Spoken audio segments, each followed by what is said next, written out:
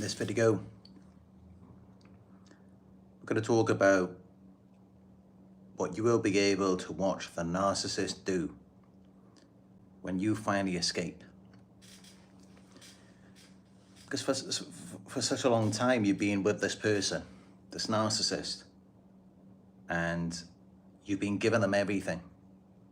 Your energy, attention, validation, reactions, money and resources, just all of these things that you've been providing to them. And you haven't really been getting anything back in return. And gradually it has been depleting you. And it's just drained the life out of you until you just can't do it anymore. And you just want to go, you just want to leave. Because you recognize that you're dealing with a parasite, a leech, who really is just draining the life out of you and gradually just stripping away from you everything that you are, gaslighting you, making you doubt your own worth, and eventually they're likely to just leave you anyway once you've got nothing left to give. The irony is, all this time they're taking you for granted. They're not even appreciating anything that you do. They're not grateful for any of it. They're always just looking into the future, like what's the next thing you're gonna do for them, before they even have a chance to appreciate what you've already given. And it's always a losing battle with someone like that, you know? Someone who just doesn't appreciate anything that you do, and they're always waiting for the next thing. You're never gonna win in that game with them. And really, this is how you've got to look at it. If they're not satisfied with what you're giving to them right now, then you really just need to stop. Because giving more of the same thing isn't gonna make anything better. They're still gonna be the same way. They're still gonna be thinking about the next thing and the next thing. And it's just never gonna be enough.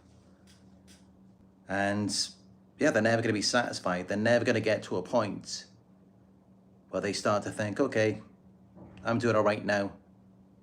Now it's your turn. What do you need from me? How can I assist you? I mean, that's just never gonna happen with them.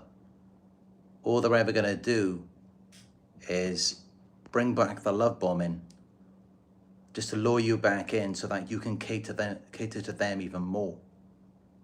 And that's never gonna change, because they're never gonna be grateful for anything that you do for them. And they just want to completely devour you. They just want to be you. They just want your life to be theirs. And that's never going to change with them, because they're just not happy with themselves. And of course, you know, that's why they need supply. That's why they need constant attention, validation. That's why they need you to work for them, to sustain them. And so nothing really changes, nothing really gets any better. It may seem like it does sometimes, you know, when they bring back the love bombing, they act like they're so happy now, things are better. But nothing ever really gets better. It's one step forward, two steps back.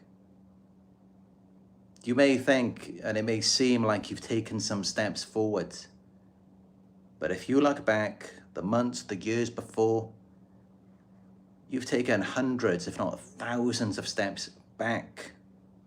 You haven't taken any steps forward. You can take steps forward by yourself, but you're never going to be able to do that with them. It's just never going to happen. And all they can do is come in and give you lies of future faking and make you believe that at some point in the future it's going to get better. But it never will. It never does. It's never going to happen.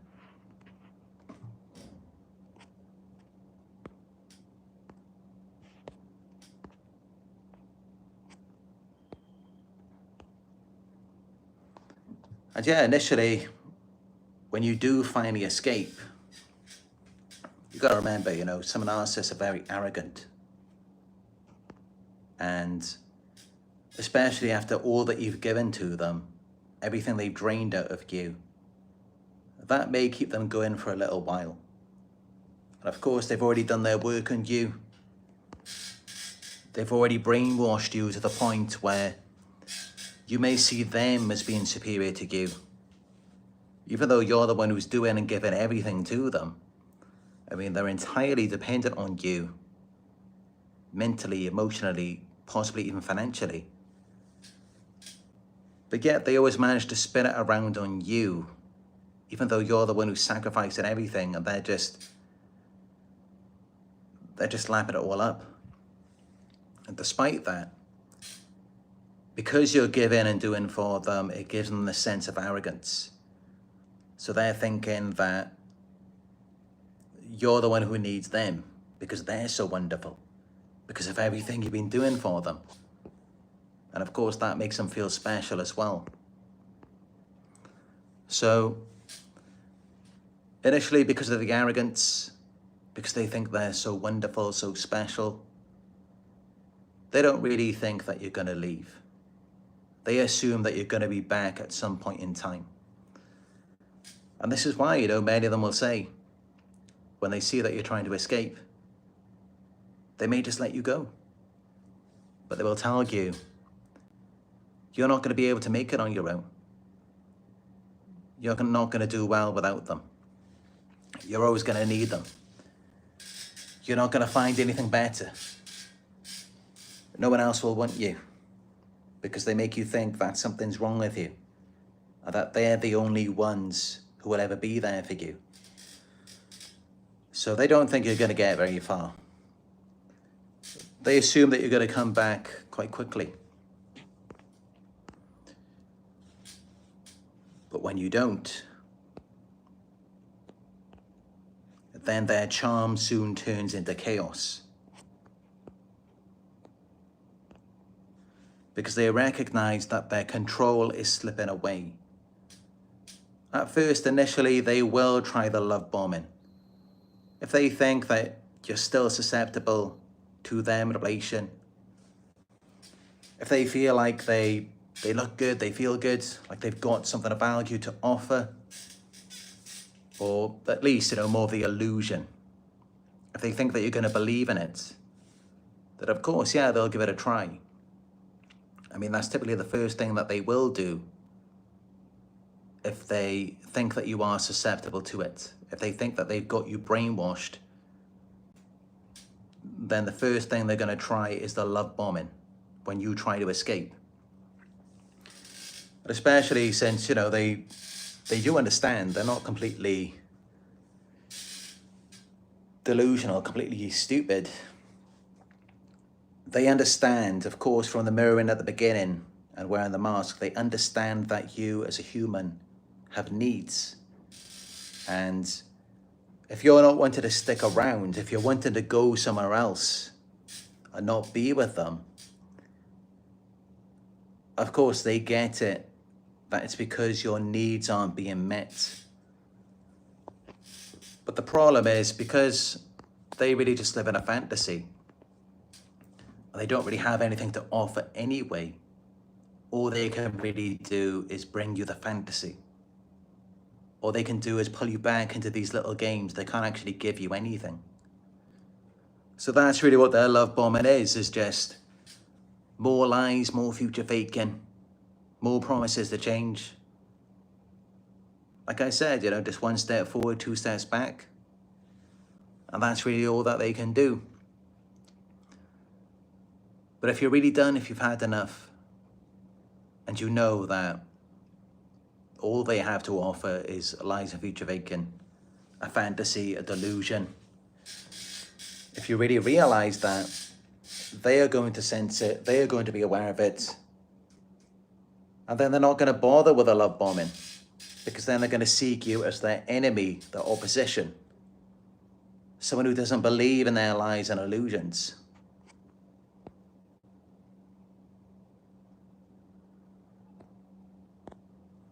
So yeah, when they sense they're losing that control, they're not going to use the charm anymore. If you're enjoying this video so far, give it a thumbs up. And then let's get into the new supply.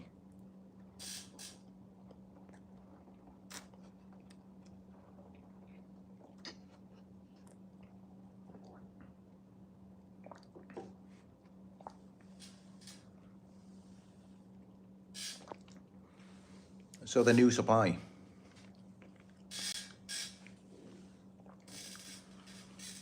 Of course, if you're dealing with a narcissist who has options,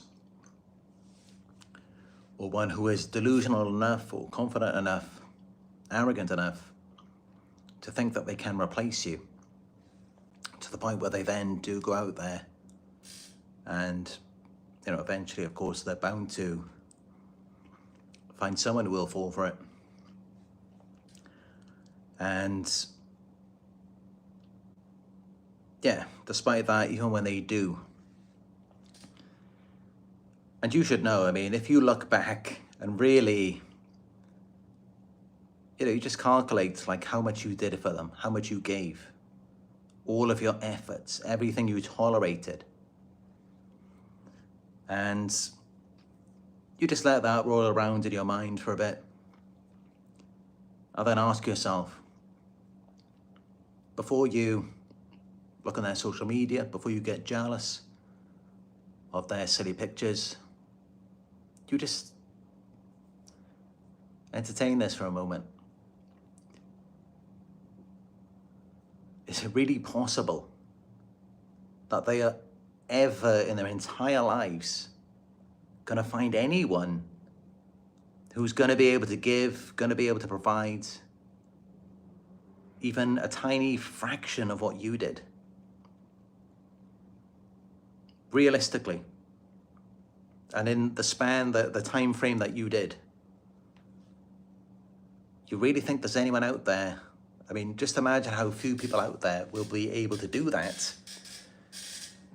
I bet how many people are going to be able to not just do it, but do it for them, do it for a narcissist, someone who's self-absorbed and giving nothing back.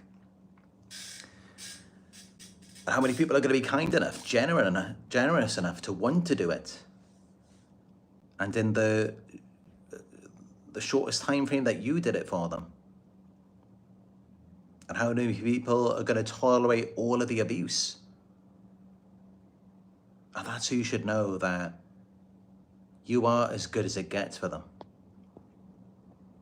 Especially since to the point where not only did you give and do all of that for them, you sacrificed everything, you tolerated all of the abuse. But what are you doing now? Now you're watching these videos because you're just so kind, so genuine, so giving, so selfless that you could never think on your own that it was them, that they were at fault and that it wasn't you. You could never come to that conclusion by yourself, despite everything you gave, everything you sacrificed, everything you tolerated, everything you didn't receive. You still had to find these videos first to make sense of it. So this is how I know there's no possible way. I mean, not only are they not going to find someone at your level, they're not going to find anyone who can do even a tiny fraction of what you did for them, who can tolerate even a tiny fraction of it. It's just never going to happen. That's never going to be a reality. They live in a delusional fantasy because they've made you their reference point. You set the bar for them. So everything is based off of you now when they're in their fantasy world and whoever they're sharing this fantasy with. But it's never going to be reality. The life that you provided, the reactions, the abuse you tolerated, no one else is going to be able to endure any of that. It's all fantasy for them. You provided it as a reality for them. Anyone else is going to be a fantasy.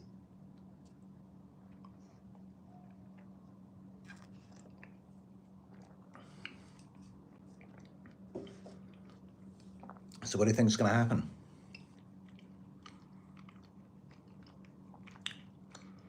If you were the winning lottery ticket, they hit the jackpot with you, you were the number one, the greatest.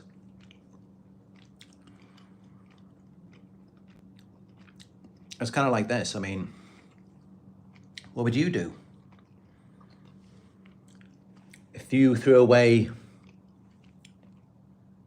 the $50 million lottery ticket in the trash, and then later you realize it then? Or what if someone stole it from you?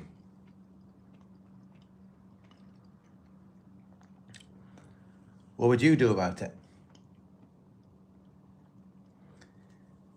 And then try and see it from the point of view of a narcissist, someone with a disorder.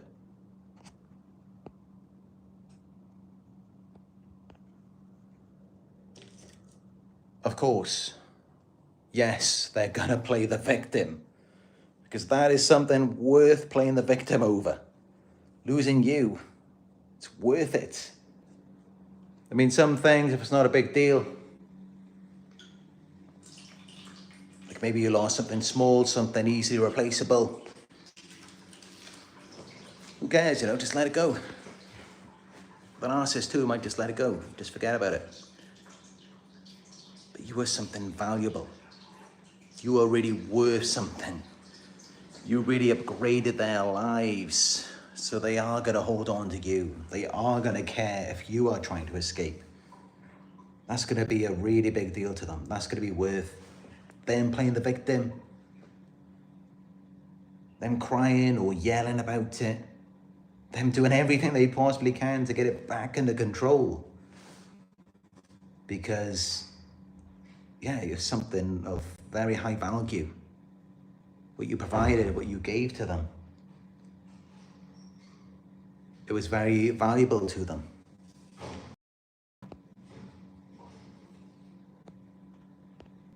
So of course you can expect maybe love bombing at first, trying to get you back in. If not, they're gonna guilt trip you, try and make you feel bad for them. Just everything they do, they're gonna try and get you to give more of that gold that they are now missing, that they cannot do without, that they wanna get back. Because they know they're never gonna find that ever again. They know that they won the jackpot with you. So of course they're gonna try and get it back from you in any possible way that they can. They're gonna love bomb you. They're gonna guilt trip you. And if none of that works, then they're just gonna go and tell everyone about it.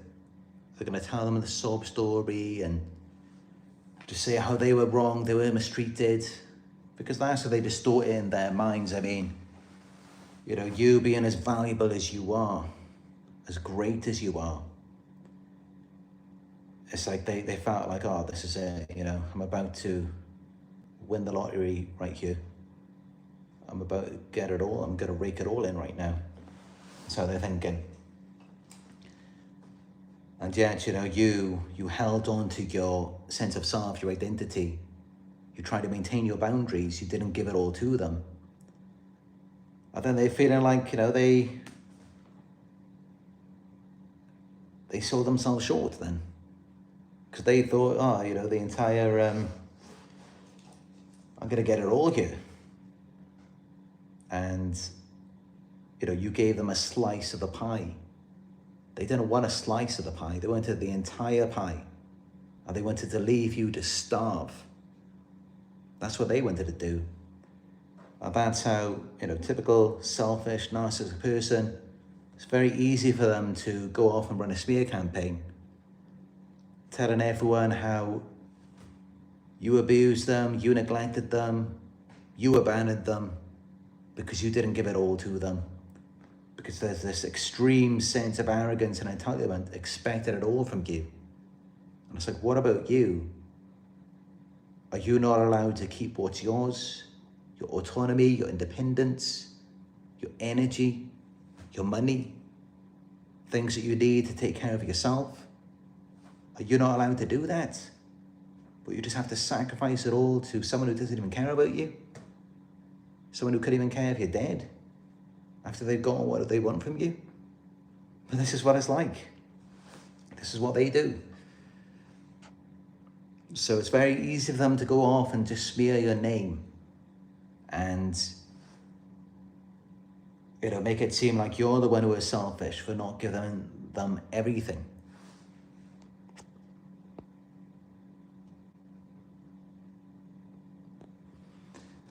But yeah, this is what they like to do as a form of punishment. Revenge is just sending the flying monkeys after you, discredit you, sabotage you, and they just try and destroy everything and just take as much as they can. They just try and conquer you completely. And then while you're going through all of the chaos and confusion, all of the damage, destruction, trying to pick up the pieces and put it back together, while you're trying to do all of that, then they're off pretending like they've moved on, like they're doing good now. But it's all an act. You just got to remember everything you gave, everything you provided, and everything you tolerated, to know that they're never going to find anyone else who can make them feel the way that you made them feel, who can sustain them in that way. It's just never going to happen. It's never going to be like that for them. There's no one who's going to tolerate even a fraction of that, give even a fraction of that. There's no one who is going to be that compassionate, that loving, that giving, that caring, self-sacrificing. There just isn't. Not in the real world. And so anything that you see from them, it's all fake, it's all an act. No, they haven't found anyone on your level. They never will. And actually, they're still watching you from behind the scenes. They're stalking you even while they have gone off after all of the destruction. They're acting like they're living their best lives now. No, they're still watching you. They're still spying on you somewhere. And it's because they'll never be able to replace you. And you know, it really takes a special type of person who really is delusional. Or they're just kind of drawn to the novelty. That's probably more what it is. To where they can just go off and replace you with something that's clearly a downgrade. But they're able to do that because of the novelty. And to be fair, you know, this is what most narcissists are like. They're addicted to novelty, something new. And it doesn't have to be completely new. It may be something that they haven't experienced for a while. And you may notice this with narcissists, is that you may think that they're interested in women their own age or older women. And maybe you were older than the narcissist, or maybe you were a similar age to them. But then after they discard you, or after you escape, then you see them with someone much younger. But keep in mind, this is just an example. And it could be many other different things as well. Maybe you're quite curvy as a woman. And when they first met you, they talked about how they love your curves. And they don't like skinny women. But then gradually, as they begin to turn against you and devalue you, that's the very thing that they're complaining about. Now they're saying, oh, you're overweight and you don't work out enough, or you're eating too much. And then they start idealizing skinnier women, when at the start they said they're not even attracted to that. Do you see the mindset, the logic? And what that is novelty. They are addicted, drawn to novelty. And it's typically, it's black or it's white. It's kind of the two different opposites. And this is with anything. So, yeah, this is how they often go off with someone, and it's like the opposite. So if you were a hard-working, disciplined, independent person who took care of them, they'll go off with someone who's just a bum and idealize them because of the novelty. And because they like to feel like they're in control, they're taking care of them, and they're independent now, even though they just drained you completely.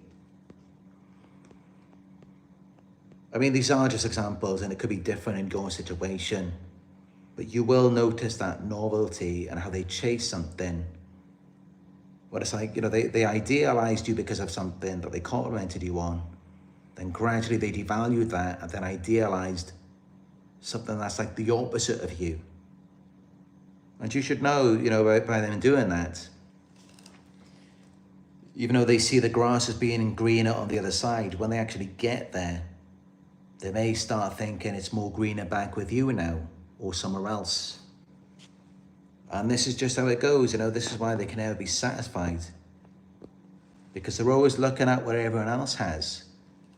And it always looks better in someone else's possession compared to when they have it. Because they just can't experience gratitude. And even when they have something, because they can't be grateful for it, they can't appreciate it, it's all just about making other people envy it, making other people want it. Because they can't get any satisfaction from it themselves. So you will definitely notice these things with the narcissist.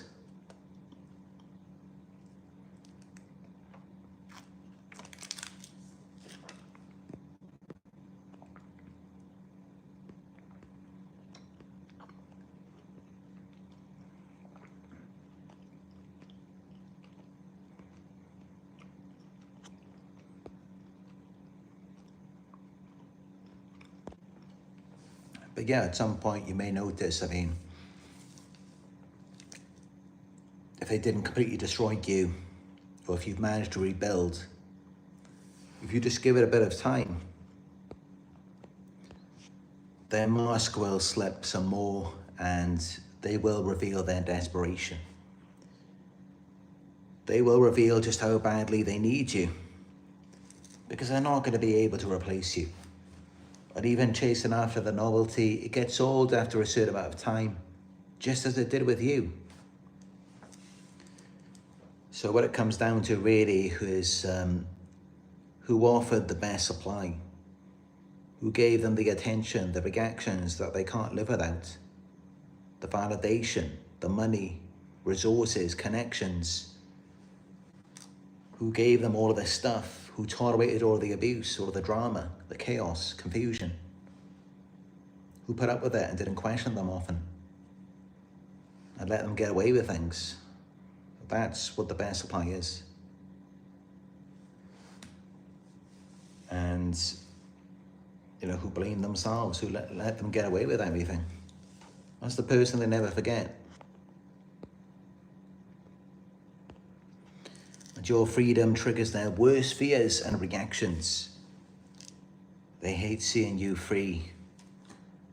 Because it's like, they had the winning lottery ticket in the palm of their hands. And then they lost it, or they feel like you stole it from them. You stole yourself from them. Because in their minds, you are their possession.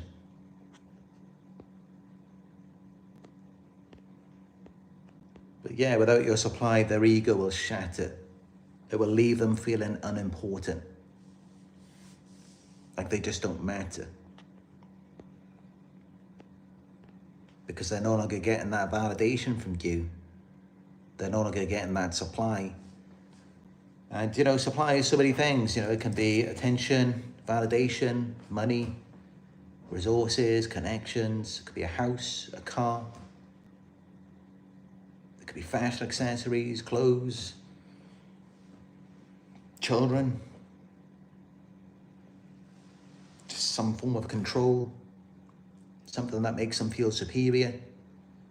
Supply can be anything, and you provided so many different forms of supply, and it made them feel important, fed their ego, So of course, without all of that, without that constant stream of supply coming in, it then leaves them feeling unimportant. It shatters their delusional false image. And, you know, it's a false image because they're not really passionate about anything. There's no meaning to it, no feeling, no real interest or enthusiasm. And it was just you providing to them. And, you know, it's kind of sad when you think about it. Like, you're providing the attention and reactions to them, the money, so that they can go off and live a fake life and have this fake image to impress people that they didn't even care about, people that probably didn't even like them. I don't do that, but they're probably using it to manipulate and groom a new source, just as they did with you, because they probably did the same thing to someone before you. And then they gave you this false image and all the lies of future faking. And it's just not even them, it's just provided by someone before you. Just as what they show to the new person, these are just things provided by you. It's not a result of their own dedication or hard work, their own interest or enthusiasm, passion. They haven't got anything. So it's all a lie, it's all a facade. And, you know, whoever is foolish enough to get involved with them, like as we were at some point, well, they're going to have a lot to deal with, they're going to have a lot to lose. And that's just how it is. But there's no point, you know, warning the new supply. They're not going to listen. If they're being groomed, they're being manipulated, they're going to be thinking, what's wrong with you? I mean, you know, this person is wonderful. They're not going to see anything wrong with a narcissist. And also, the narcissist has likely played the victim to them and told them how crazy you are and all of the things you did to them. So, yeah, when you go to them and try to warn them, they're going to be thinking, oh, yeah, the narcissist told me about this. So, yeah, you can't really warn the new supply. People have to go through this on their own. Because even if you show them all of the videos, I mean, they might just show it to the narcissist, and the narcissist will be like, yeah, a narcissist, that's them, not me. They're just going to deny it. They're just going to blame you. And, you know what the narcissist is like, when they switch that charm on, they can seem so caring and supportive, and it can be difficult to resist. But yeah, with you being the jackpot, with you being the winning lottery ticket, they're going to have to come back to you if they can. They're going to have to try and get your attention again. They're going to have to try and pull you back into it, because clearly they can't take care of themselves. They can't sustain their own false image. I mean, of course, if they could, then it wouldn't be false, would it? I mean, that's kind of a catch-22. It's a paradox. It's not a false image if a narcissist can sustain it by themselves. Or just, you know, with some support, and they're reciprocating back to wherever the support is being given. But no, they can't do it. And so, what can they do? I mean, they have to go off and try and find new supply. There's not going to be anyone at your level out there. There's not going to be anyone out there who's doing even a tiny fraction of what you were doing for them, what you were given. No one's going to be doing even a tiny fraction of that. No one's going to be tolerating even a tiny fraction of the abuse that you put up with. These are two things I can pretty much guarantee. And so they're likely to try and come back to you if they think that they can, if they think that there's an opportunity for them to do that. Otherwise, they may just keep going and going, and until they just gradually disappear. until they're no longer in your view. And like I talked about in the video yesterday, the live video, sometimes that's what the narcissist will do, is just keep going and going. They just keep going off in that direction, and they get smaller and smaller till you can't see them anymore. And all that is they're just going to one supply after the next. None of the supplies, doesn't matter how many, could be 10, 100 supplies. None of them can sustain the narcissist. None of them can match you because you become the reference point. They've already seen what you can do. They can see what you can endure. And they base it off of you now because they've been so deeply involved in your life. They've seen everything. And because they're so delusional, they're so arrogant, they're thinking, yeah, you know, this is the treatment that I deserve. And actually, it could be even worse. Even if by some miracle they do find someone at your level, they're just going to screw it up. Because what's going to happen is they're already accustomed to that with you, that lifestyle. So now they may be thinking, yeah, okay, this time I want 10 times that in half the amount of time. So you see how unrealistic it gets, and to the point where it's like, they just begin to isolate a lot of the times, especially as they get older. They become like sociopathic, antisocial. Because at some point in their lives, they met someone who gave them everything. And they took it for granted. They still couldn't be happy. To the point where they just ruined it. They blew it all up. And then their standards are just so unrealistically high as a result of just everything they drained out of you. Now they can't even live a normal life. Now they just can't even be with anyone. So you see how they really just end up shooting themselves in the foot. They just end up screwing it all up for themselves. Because they couldn't be happy with you. And yeah, if they couldn't be happy with you, they're never going to be happy with anyone. And I know that because you're watching this video right now. So you clearly care that much.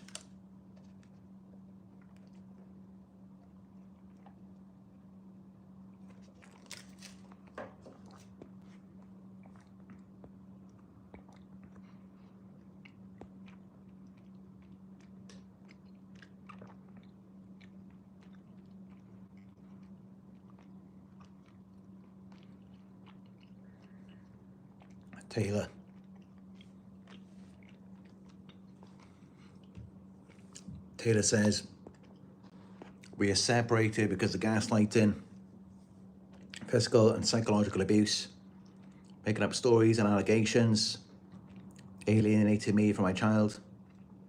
It was just too much for me to handle. She would mentally abuse me to the point of shaking like a Parkinson's patient.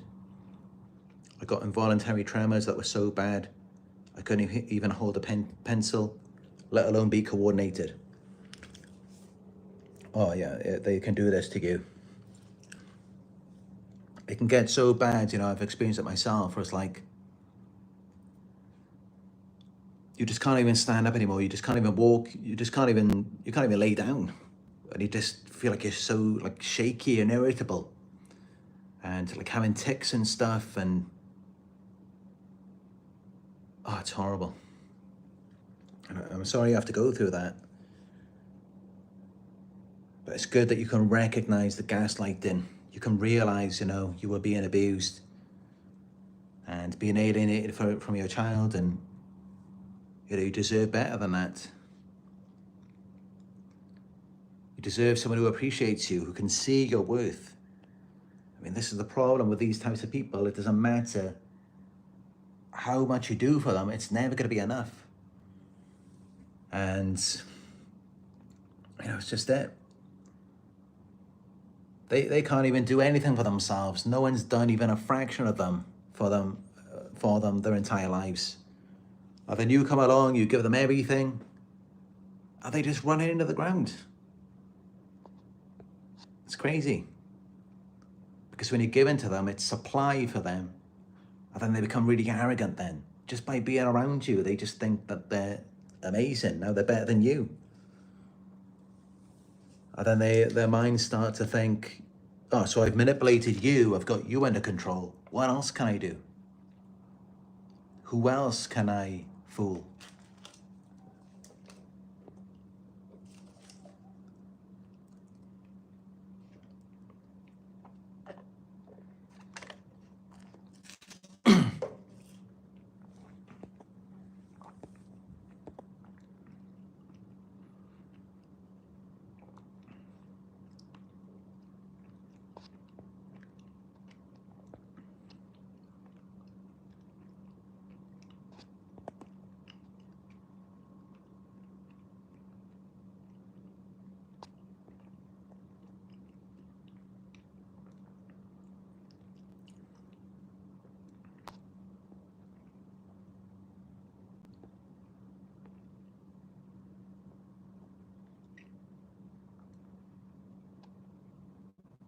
John Tracy says, like they pull the lid off the ice cream tub, consumed it all in one go, like they're gluttons they are. Yeah, that's it. Actually, I've got it written down in my notes. I will be beginning to write up the new video that will be up in the next few days. It's my next one to work on, I think. And it is about the 7 deadly sins and how this is connected to the narcissist. So that's definitely one to look out for. And of course, you know, as many of you may know, I mean, gluttony, greed, these are 2 of the 7 deadly sins.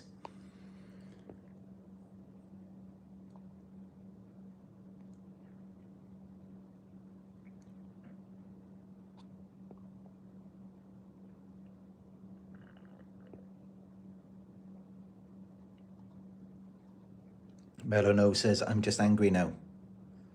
It's a good sign, you know, that means that you are beginning to heal. Because first, you know, you may feel a lot of shame and pathological loneliness. You just feel so alone. And you feel like it was all your fault, you're to blame. And it's just such extreme feelings. And it's just so inaccurate, so unrealistic, that everything is just entirely your fault. And at the same time, there's all of this dissonance, so it's confusing. It's like, okay, it's all my fault, but I don't know how, where, why. And yeah, you begin to heal when you start to realize the truth, when you awaken to it, and when you do, of course, it will naturally make you angry. That's a part of our evolution.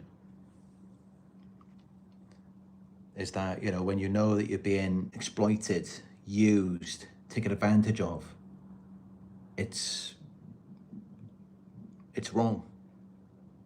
It's bad. And, you know, this is why it's hardwired in us. And, you know, it's a part of our evolution. Essentially, you know, these are bad people. They are, they're disadvantageous to the procreation of our species. Essentially what it is. So, you know, when you begin to heal, when you begin to awaken, back in the old days, you would get angry. You would lose your minds and you would just end up destroying them. Essentially what it is. Or you would just experience disgust and not want anything to do with them. These emotions are all just a part of your healing, and it's completely normal. I mean, I wouldn't be surprised if some of you have fantasies of killing the narcissist. That's completely normal after what you've been through. But of course, we don't let ourselves become like them. We're better than that. We're not just animals. We have evolved. So we don't go around obviously killing anyone. But not only that, We don't go around harming anyone. We do things lawfully and, you know, in a just way, in a professional, mature way. So, you know, while we can get angry and stuff, you know, we can go and take that out in the gym, on a punching bag or something, or just channel that anger into our passions, into creating things. That's what we do with it. We don't ever become like them, because we are much better than that. And you let them go down, we just continue climbing higher. We ascend into the heavens, you know, spiritually and vibrationally. But you let them go down. You let them go to, you know, where they belong, where they reside.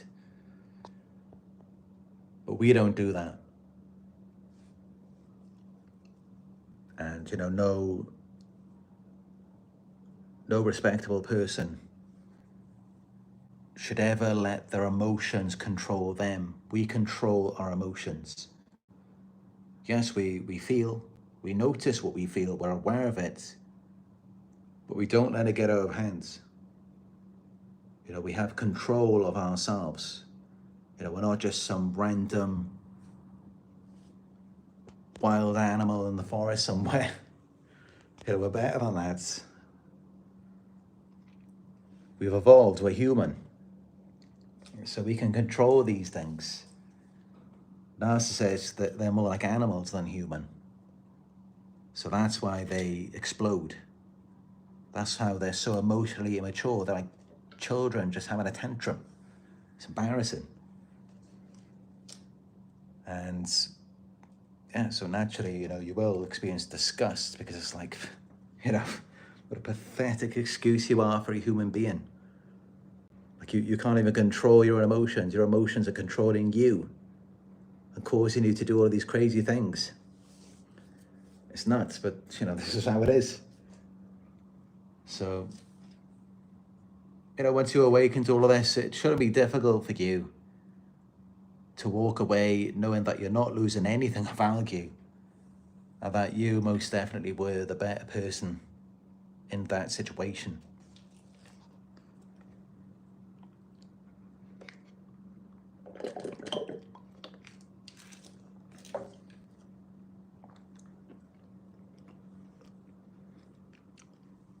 People talking about Taylor, hard to co-parent with a narcissist.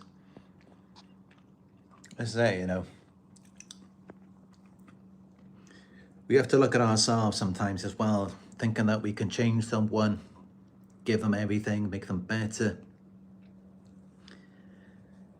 And we need to realize, no, we can't do anything for anyone. They have to do it for themselves.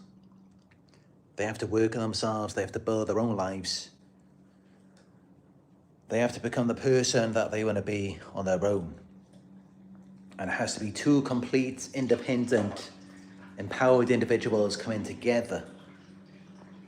Not just one person doing everything for the other. That never works out well. You just end up creating a monster. So, you know, it's a lesson for us as well.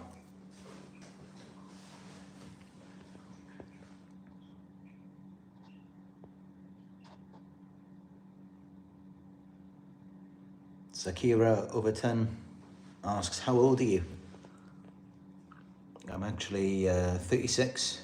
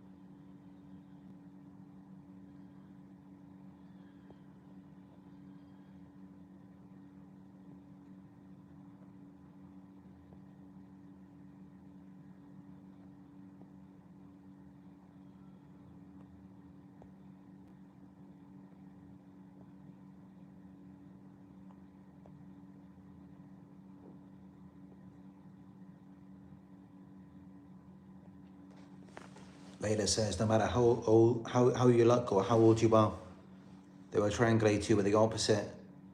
If you're about younger, you'll be compared to someone older. If you're short, they'll say they're like tall. Yeah, that's it. It'll always be the opposite. And, you know, sometimes this is maybe just a lie, a strategy. But I think most of the time it isn't. I think it is genuine. That they are then devaluing what they once idealized in you and then idealizing the opposite in someone else. This is because, you know, they're just drawn to novelty and they get bored easily. And it's because they just drain the life out of you. Anything you give or share to them, they don't give anything back. They just drain the life out of it. So of course, it just gets old with time. And as it does for you, it's like, you know, the things you once found joy and experienced pleasure in, it gets old and you no longer enjoy it. And it just becomes tiring. It's like connected to like trauma, just horrible experiences. And they go through that as well. And that's why they then idealize someone else and they idealize the opposite in them.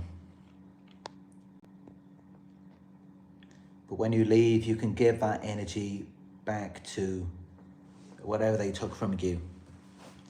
And you can find joy in it again.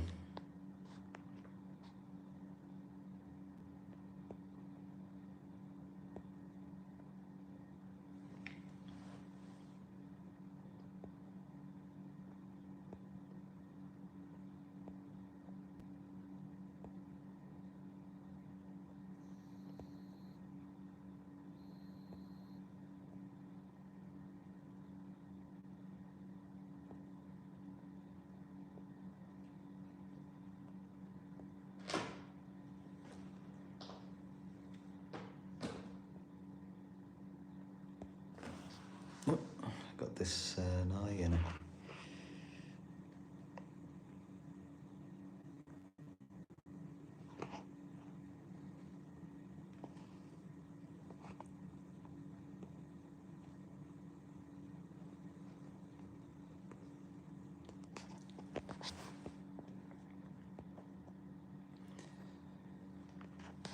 But yeah, this is how it is.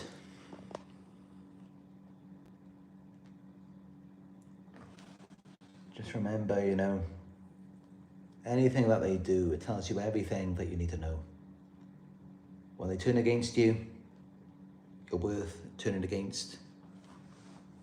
When they devalue you, there's something there to devalue. When they steal from you, there's something to steal. And when they play the victim, it's worth them playing the victim. It's worth them smearing you. It's worth them trying to regain control. It's worth them doing all of these things when it comes to you. But how you got to see it and how you got to realize it is that it's not worth you doing any of that, something like that towards them. They're not worth it. They're not worth your anger. They're not worth you fighting them. They're just not worth anything. And when you really realize that, then you really start to calm down. You really start to grow. When you finally have this epiphany, this awakening, and you realize, hold on, I'm just a million times more valuable than anything they're ever going to be. So what am I getting mad about? Like, what is it worth my anger for? What is it worth my guilt, my shame? Why should I care? Because I'm not losing anything. And that's just how you got to see it. It's not even worth it.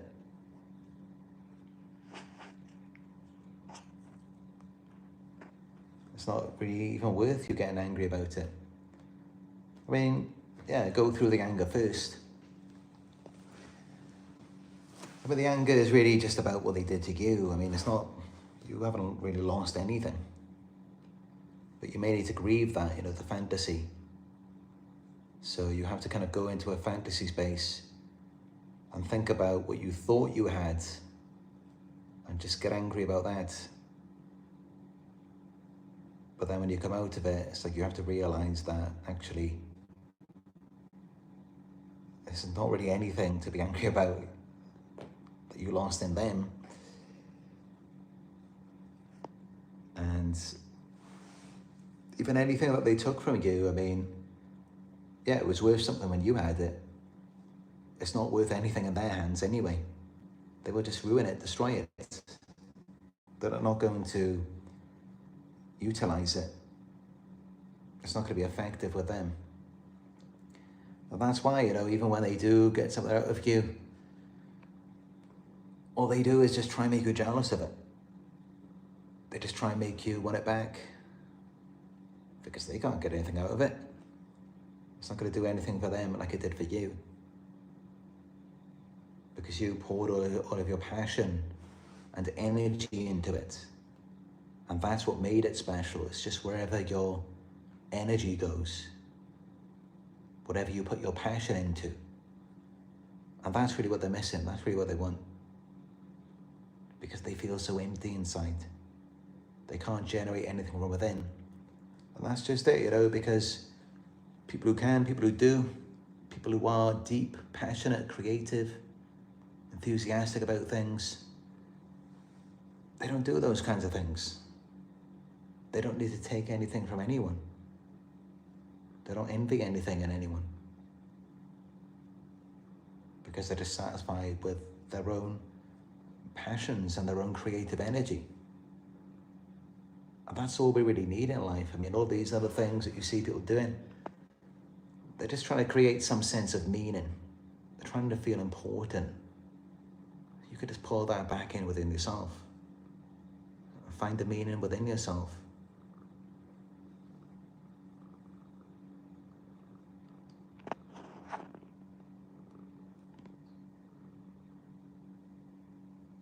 She likes when I talk.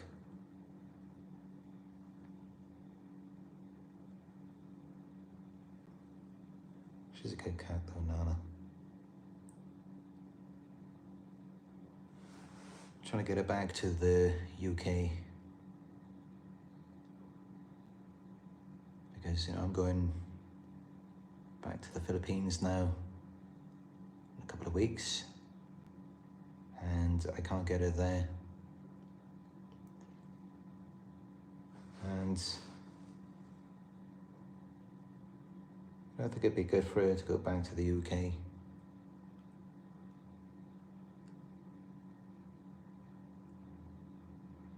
This time of year too, because it's probably not too cold yet. And of course, you know that if it's quite a big shift in temperature, then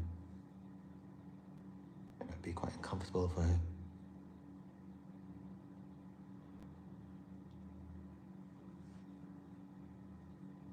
And she seems quite happy with the travels, but I feel like she's getting a bit bored now. Because, you know, the rooms aren't anywhere near as big as they used to have. So she hasn't got much room to run around. And she can't go outside and can't even get a balcony. So it's not much of a life for her anymore like it was. I mean, before,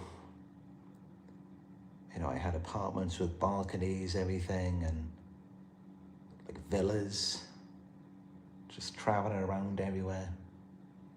It's not like that anymore, so it's getting a bit boring for her.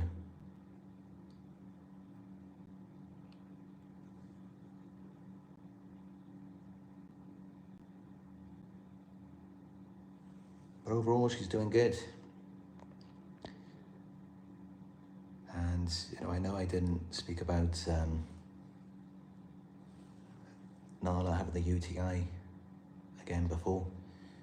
It did go away for a certain amount of time, but then it came back again.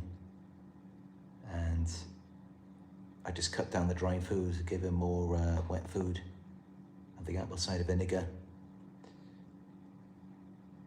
And I haven't seen any signs of a UTI recently for like the past week or more. And I've increased the dry food, not having to give so much wet food. I'm not even giving the apple cider vinegar anymore. And yeah, she seems to be doing fine, no problems. So everything seems to be good. Really sad, you know, when you see, if you just type in like cat UTI on the YouTube search, you look at the comments on the videos, it's just thousands of people commenting on there. Like their cat is a UTI and they spent thousands at the vet didn't help them. The cat died, so many people saying that their cats died because of this. There was even a one-year-old kitten. And it just shows, you know, people just don't really care. Even when you go to a vet, many of them, they don't really care about the pet. They just want the money. So this is how it is. And this is why it's so important to do your own research. And this is what I did for Anna as well, is when I first had her, I spent hours and hours online researching about, you know, what's the best food for a cat, what's natural. And, you know, I often spent the extra to make sure she had the best wet food. You know, not an extreme amount, obviously, just something realistic. But, you know, a bit more than just the standard cheap food. And, you know, I made sure that it's like grain-free, high meat content. And, you know, plenty of wet food. And also, you know, how I have to be towards her to make her feel comfortable, to make her happy. There's been a lot of research into it. And yeah, she's a very happy cat. I've had her now for 8 years. And I've never once seen her with her tail down or between her legs. Not even once. So, yeah, she's a very happy cat.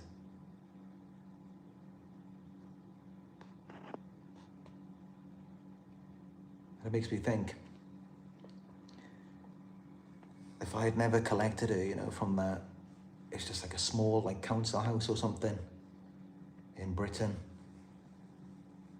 Didn't look like a nice place at all. It was like down some alleyway. And I think, you know, if I didn't collect her that day, who knows where she would be? Who knows, like, the life she would have had? And, you know, it's not all about traveling. And I think the most important thing is, you know, as long as it's like a safe space and plenty of room to run around and they have time to go out sometimes, they're eating good food, they're taken care of, they're loved, and it's a good life for a cat.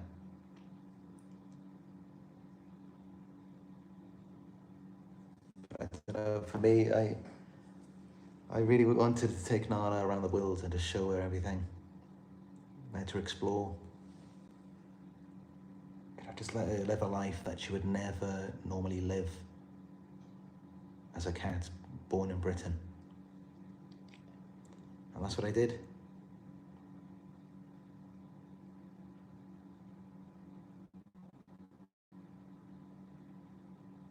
So yeah, she's a very happy cat, lived a good life. And many good years to come. Because, you know, like I said, she's well taken care of. So, yeah, she's gonna have a long and healthy life. You could see, even though she's 8 years old now, I mean, you know, that's not really that old, but it's very healthy, very happy, relaxed.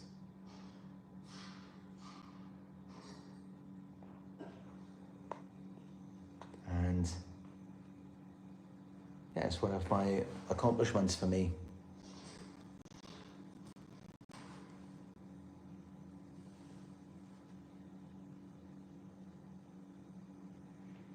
You know, it is something that kind of like, it reminds me of my worth, my abilities as well. Because, you know, of course, you know, narcissists, they try and make you think that you're no good and, you know, you're just not good for anything. I think I remind myself, you know, I've taken really good care of my cat. She's very healthy, very happy.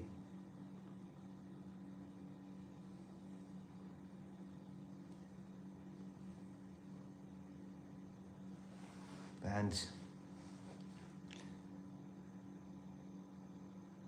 yeah, I mean, you know, of course, it shouldn't be all just about ourselves. You know, it's about just taking care of these animals and, you know, giving them the love that they deserve.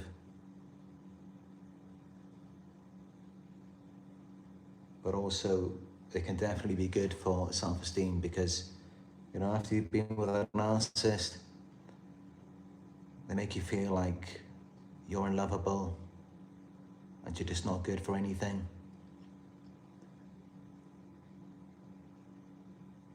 But then, you know, if you get a pet and you can give your love to the pet, you'll see that that's not true. Because remember, you know, these pets, they may not be human beings, but they are real living animals. You know, it's a real life. This is a living being that has feelings and needs. So it's a big deal. It's like a baby. So yeah, even if, you know, even you get a pet and if the narcissist tries to invalidate you, just remind yourself of that. This is a real living being with feelings and needs. And it is definitely an accomplishment for you if you can adopt a pet and take care of them. And you know, I hope that's something that many of you will do. Because these animals are innocent and, you know, they deserve love.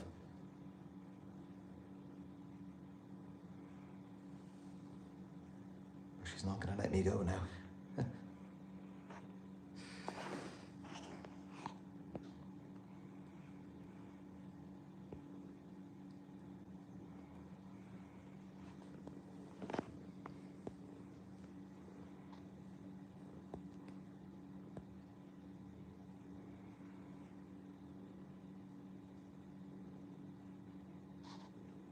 Wow, that's incredible.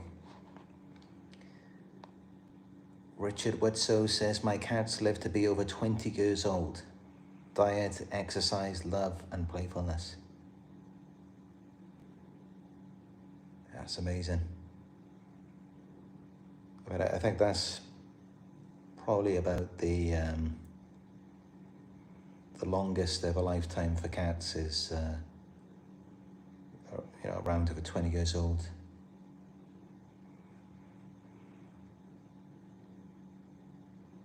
Again, you know, I try not to think about that too much with Nala. It's more just about enjoying what we have now and, you know, taking care of her and making sure that she does have a long life ahead of her. But right now, I mean, she doesn't seem old at all.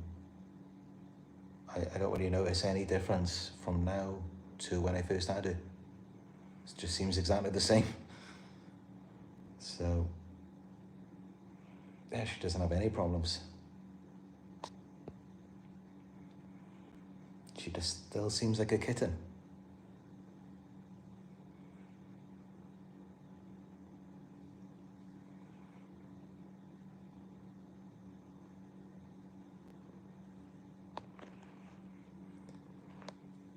But yeah, just be careful, you know. when you escape the narcissist. And you might be very shocked when you see it, the reaction, because it's like the entire time they just downplayed everything about you. They minimize it all. So you're thinking, oh, I'm not really that important then.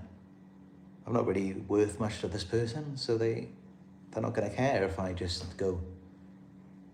But yeah, when you do, then you start to see just how important, just how valuable you were to them all along. It becomes a real wake-up call for you. So you've got to be very careful. Just be aware of your worth. Because that will help to protect you.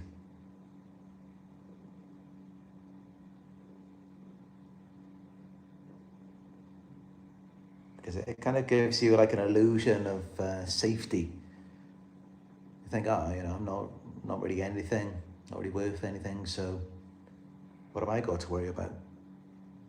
No one's going to try and take anything from me. No one's going to do anything to me. But then you begin to realize that actually they're lying to you. And you're far more valuable to them than they let you to believe.